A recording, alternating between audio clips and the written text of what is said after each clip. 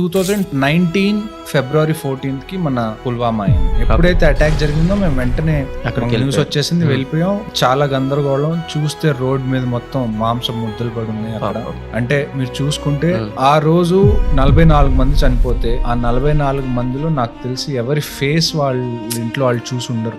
ఎందుకంటే ఆ బ్లాస్ట్ ఎంత పెద్దది అంటే బాడీ మొత్తం పీసెస్ అయిపోయి చిందరవందరగా పడి ఉంటే జస్ట్ టెస్ట్ చేసి DNA టెస్ట్ చేసి ఎవరి బాడీ ఏంటి అన్నది వాళ్ళ పెట్టలేవు ఉంటాయి కదా, అందులో పెట్టి వాళ్ళ ఫ్యామిలీ వరకు చేర్చగలిగారు. ఆ రోజు ఈవినింగ్ కూడా నేను మొత్తం కంప్లీట్ చేసుకుని రిటర్న్ నా ఆఫీస్ కి వచ్చే టైంకి నాకు CRPF వాళ్ళు కాల్ చేసి అడిగారు, మీ దగ్గర ఎక్స్ట్రా ఫ్లాగ్స్ ఉన్నాయా వీటి మీద కప్పడానికి, ఎందుకంటే ఒక రోజులో 44 మెంబర్స్ 45 మెంబర్స్ చనిపోతాం అని చెప్పి ఏ ఆర్మీ కూడా అనుకోదు. ఆర్మీ కానివ్వండి, BSF కానివ్వండి, CRPF కానీ ఏ బెటాలియన్ కూడా అనుకోదు.